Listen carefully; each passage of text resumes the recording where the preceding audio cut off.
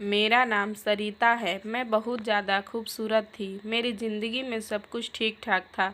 मुझे ऐसा लगता था ज़िंदगी में फिर कभी कुछ बुरा नहीं होगा, क्योंकि मैंने कभी कुछ बुरा नहीं किया था। लेकिन वही होता है जो किस्मत में लिखा होता है। जब मैं छोटी थी तो मेरी माँ एक आदमी के साथ मुझे और मेरे पापा को छोड़कर भाग गई थी। मेरे पापा घर में ज़्यादा ध्यान नहीं देते थे और वह भी एक औरत को शादी करके ले आए। जब मैं 18 साल की हो गई तो मैं घर के सारे काम करती थी, बच्चों को ट्यूशन भी पढ़ाती थी। इसलिए मुझे सब कहते थे कि तुम्हारे पापा कभी भी तुम्हारी शादी नहीं करेंगे। एक तो उसको नौकरानी मिली हुई है और ऊपर से 15,000 तुम कमा लेती हो। पापा जो कह देते हैं वही होता है। शायद यही वजह थी कि बात बदल गई थी। मैं 10 से 15,000 तक आराम से कमा लेती थी, जो कि सौतेली माँ मुझसे ले लिया करती। लेकिन फिर भी एक दिन मुझे मेरी सौतेली माँ ने बताया कि मैं तुम्हारे लिए रिश्ता देख ली है। तो मैं हैरान रह गई। मुझे लगा मजाक कर रही है, लेकिन उन्होंने यह नहीं कहा था कि तुम्हारे लिए रिश्ता देखने वाले आने वाले हैं। उन्होंने कहा कि तुम्हारे लिए रिश्ता देख लिया है, बात भी पक्की कर दी है, तुम शादी की तैयारी कर लो, 1 महीने में तुम्हारी शादी हो जाएगी। मैं हैरान थी, लेकिन अंदर से खुश भी थी, क्योंकि मेरी ज़िंदगी का एक नया मोड़ आने वाला था। मैंने तो अपने दिल से यह बात निकाल ही दी थी कि मेरी शादी होगी, क्योंकि मुझे लगता था मेरी सौतेली माँ कभी भी मेरी शादी नहीं करवाएगी। लेकिन अब यह सब कुछ हो रहा था, इसलिए मैं बहुत ज़्यादा खुश थी।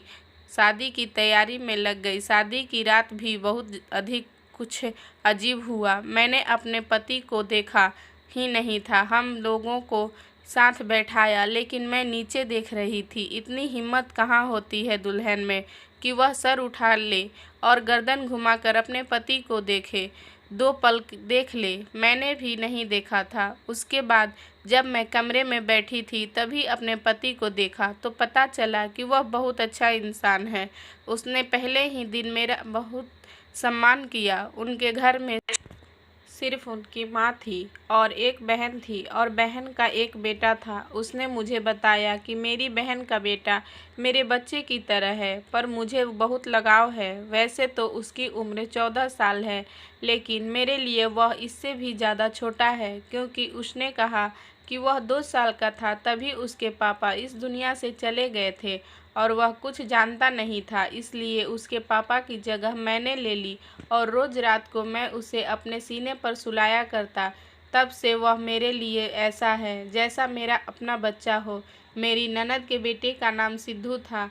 मेरे पति ने कहा तुम हमेशा उसका ख्याल रखना। मैंने कहा ठीक है, आप चिंता ना करें, वह मेरे लिए भी छोटा भाई की तरह है। जिंदगी भी अच्छी गुजर रही थी। ऐसा लगता था जिंदगी अच्छी गुजर जाएगी, लेकिन सुबह हुई तो सास ने कुछ अजीब पूछा और मेरे कमरे में आ गई।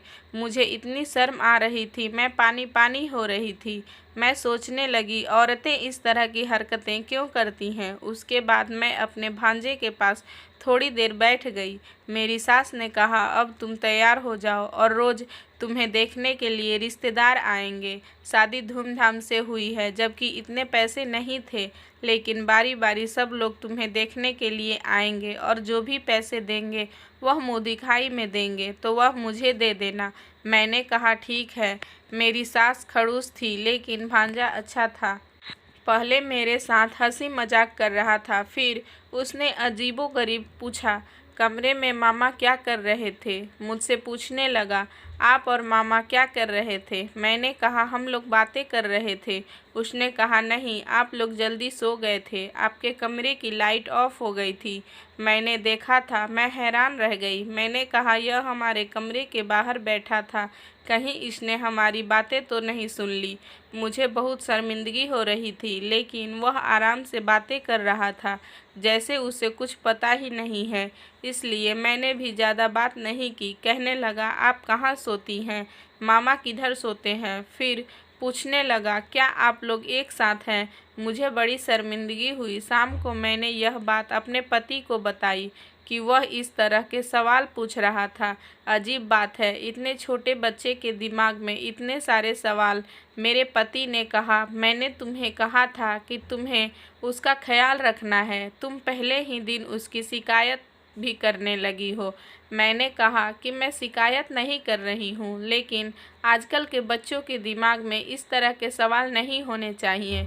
मेरे पति ने कहा, इस उम्र में जिज्ञासा होती है, लोग सवाल पूछ लेते हैं। मेरा भांजा बहुत ज़्यादा मासूम है, उसका ख्याल रखना। मैंने उसकी कमजोरी, उसकी गलतियाँ तलाश करने को नहीं कहा है।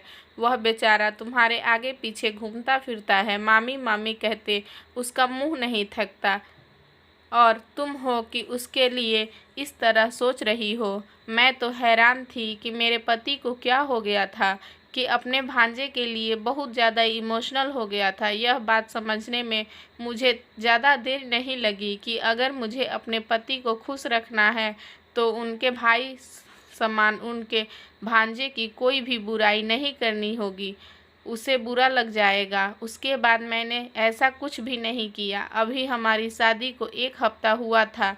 मेरे पति फिल्मी किस्म के इंसान थे। वह मुझसे बहुत ज़्यादा प्यार करते थे, मुझे छोड़ते ही नहीं थे। उस दिन तो बहुत सुबह से मेरी सास मुझे आवाज़ दे रही थी, लेकिन मेरा पति मुझे अपने पास से उठने नहीं दे रहे थे। वह कह रहे थे, मुझसे अच्छी अच्छी बातें करो और मेरी आंखों में देखो। तुमने क्या कभी फिल्म नहीं देखी, जैसे फिल्मों में हीरो हीरोइन एक दूसरे के साथ बैठकर बातें करते हैं और मेरे पास बैठी रहो। मैंने कहा, आपकी माँ मुझे बुला रही है। दिन के 11 बज रहे थे कि यह कोई 4 या 5 बजे का वक्त नहीं था, लेकिन मेरा पति मुझसे बातें कर रहा था और फिर वही हुआ। मुझे मेरी सास से डांट पड़ती रही। मुझे इन लोगों का समझ ही नहीं आता था। यह लोग थोड़े से अजीब थे। मेरी सास ने आखिर कह दिया, तुमने तो आते ही मेरे बेटे को अपनी उंगलियों पर नचाना शुरू कर दिया है। तुम्हारे अलावा इसे कोई दिखाई नहीं देता। मैंने कहा, ऐसा अब वह खुद ही मेरा दीवाना है तो मैं क्या कर सकती हूँ। लेकिन मेरे पति ने मुझे कहा था, मेरी माँ का हमेशा ख्याल रखना, उसको खुश रखना। इसलिए मैं सारे घर के काम अच्छे तरीके से करती थी, कभी कुछ भी नहीं बोलती थी, कोई जवाब नहीं देती थी उनको। अगर जवाब देती तो बहुत तरीके से, जिस पर वह गुस्सा नहीं होती। पर मेरी शादी को अभी 1 साल भी पूरा नहीं हुआ था जब मुझे एक बुरी खबर मिली।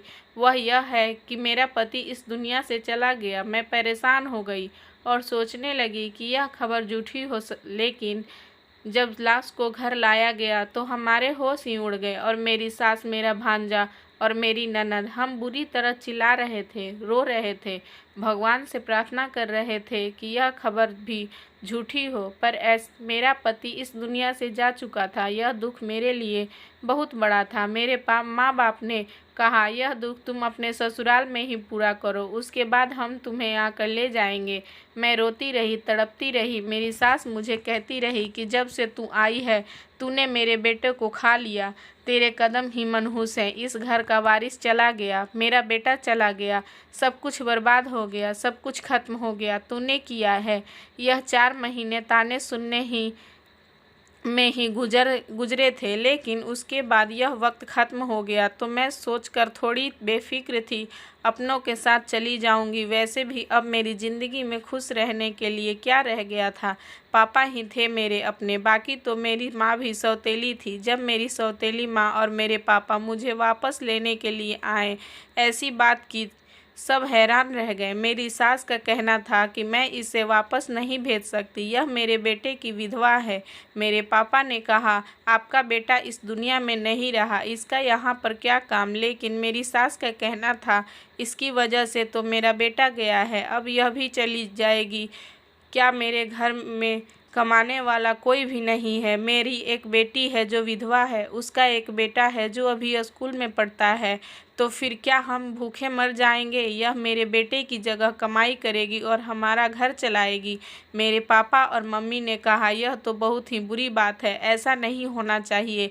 लेकिन मेरी सास ने ठान ली थी। मेरे पापा मेरी सास के बीच काफ़ी बहस हुई, कभी बात इस तरफ जाती तो कभी उस तरफ। तो जाहिर है मैं वहाँ जाना चाहती थी। मेरा इस भी इस घर में दम घुटता था, पर मेरी सास ने कहा यह यहाँ से कहीं नहीं जाएगी। मेरी सास ने अपने कुछ रिश्तेदारों को भी बुला लिया जो बुरी तरह से लड़ाई करने के लिए तैयार बैठे थे, अजीबोगरीब तरह की बातें कर रहे थे। फिर नतीजा यह निकला कि मेरी शादी दोबारा कर दी जाए तो फिर मैं इस घर में रह सकती थी, लेकिन इस घर में एक ही मर्द था, उसके साथ मेरी शादी कराने की बात होने लगी। सबने कहा छोटा है तो क्या हुआ, यह लड़की कौन सी 40 की है, इस तरह इस घर में रह जाएगी, इस घर में फिर से बहू बन जाएगी। मैं यह सब कुछ नहीं चाहती थी, लेकिन मेरी सास ने मेरे पापा को मना लिया। मेरी सौतेली माँ ने भी कहा अच्छी बात है, अगर हम इसको अपने साथ घर ले जाएंगे तो हमारा क्या फ़ायदा है, दोबारा इसकी शादी तो होगी नहीं, कहाँ से दोबारा रिश्ता तलाश करेंगे, एक विधवा के लिए रिश्ता कैसे मिलेगा। आजकल तो कुंवारी लड़कियों का रिश्ता नहीं मिलता, इसलिए इसको यहीं रहने दें। समाज वाले भी तो बातें करेंगे, एक बेटी घर अगर फिर से सुहागन बन जा रही है तो इस ऑफ़र को ठुकरा कर हम इसे अपने साथ ले जाएंगे तो हमारे घर में भी तो यह विधवा ही कहलाएगी। मेरी सौतेली माँ ने अजीबोगरीब बातें करके मेरे पापा को मना लिया, वह मुझे वहीं पर छोड़कर चले गए। मेरी शादी मेरे भांजे के साथ करवा दी गई, जिसको मेरा पति अपना बेटा कहता था और जिसको मैं बच्चा ही समझती थी। इतना तो मैं अपनी पति की मौत पर भी ना रोई थी जितना इस बात पर रोई, चीखी चिल्लाई, मुझसे ज़बरदस्ती हाँ करवा दी गई। मेरी बात न सुनी, मेरी शादी करवा दी गई। मेरी शादी के वक्त मेरी सास ने मेरा सर ज़बरदस्ती पकड़कर मुझसे हाँ कहलवाया था। उसके बाद मैंने जिद कर दी कि मुझे अपने भांजे के साथ कमरे में नहीं जाना, लेकिन मेरी सास और ननद पीछे पड़ी थी। उसने कहा आज सुहाग की रात है, अगर तू कमरे में नहीं गई तो फिर से कुछ हो जाएगा, और क्या तुम मेरे दूसरे नाती को भी मार देना चाहती हो। मैं कमरे में नहीं गई। अगले दिन मेरी उसने मोहल्ले के ढेर सारे बच्चे बुला लिए।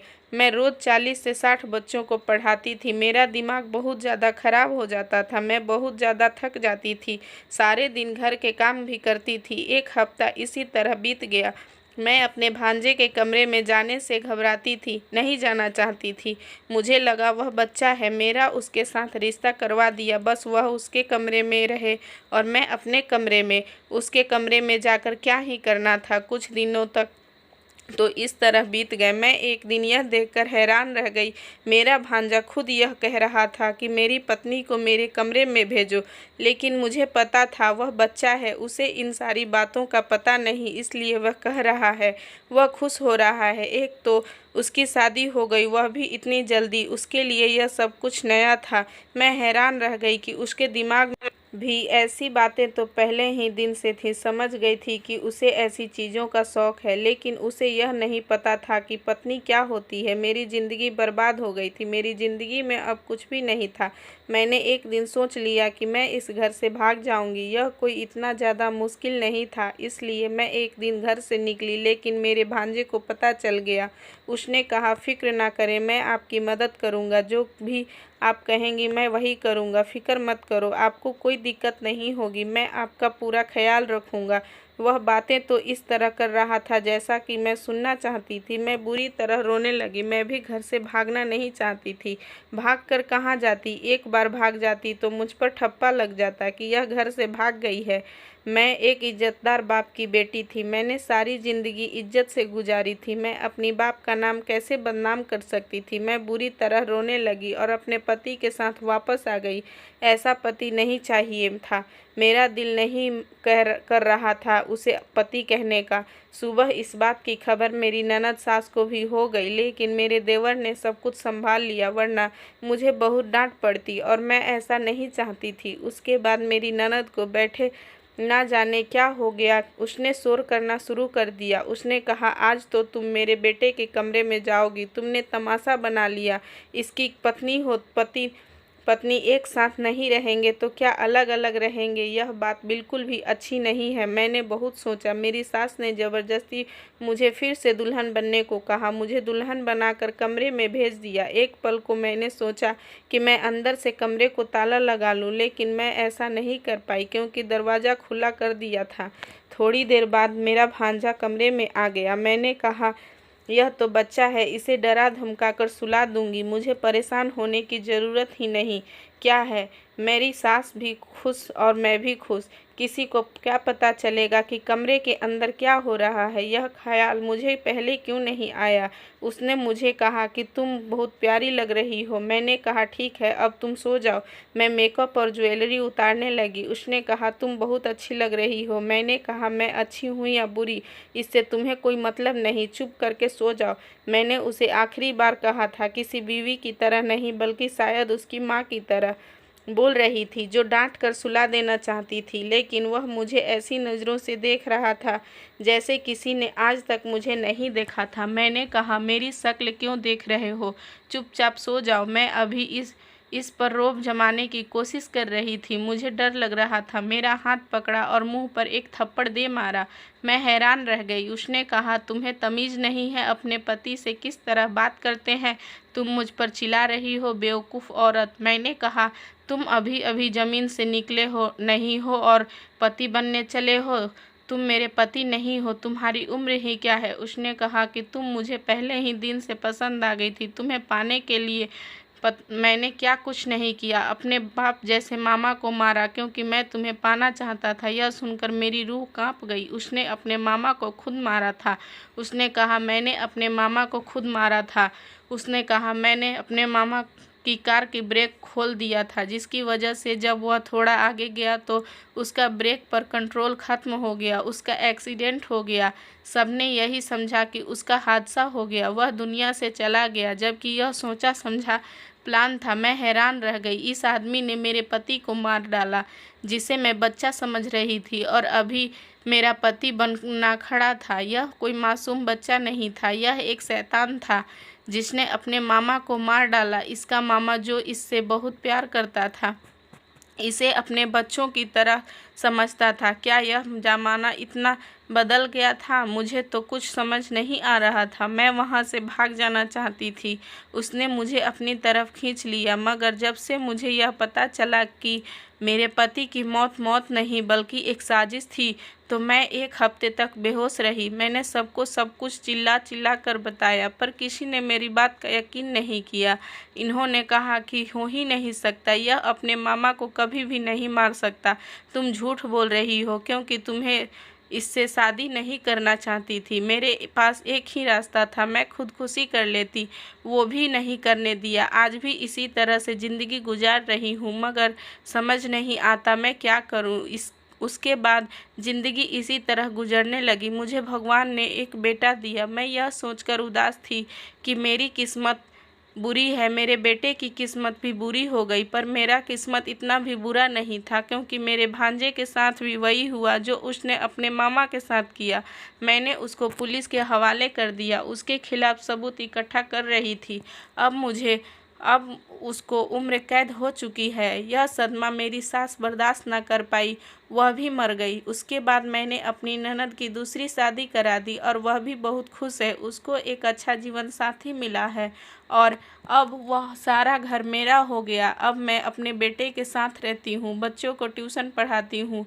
मेरी ज़िंदगी इसी तरह गुजर रही है। मैंने कभी नहीं सोचा था कि मेरे साथ यह सब कुछ हो जाएगा, पर फिर भी यह सब हो गया। मैं अपने पहले पति को आज भी याद करती हूँ। मुझे उसकी बहुत याद आती है। अगर वह होते तो यह सब कुछ भी नहीं होता। दोस्तों, उम्मीद करती हूँ आपको मेरी ये कहानी पसंद आई हो, तो वीडियो को लाइक करें।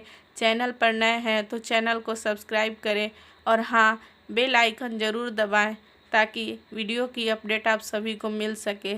धन्यवाद।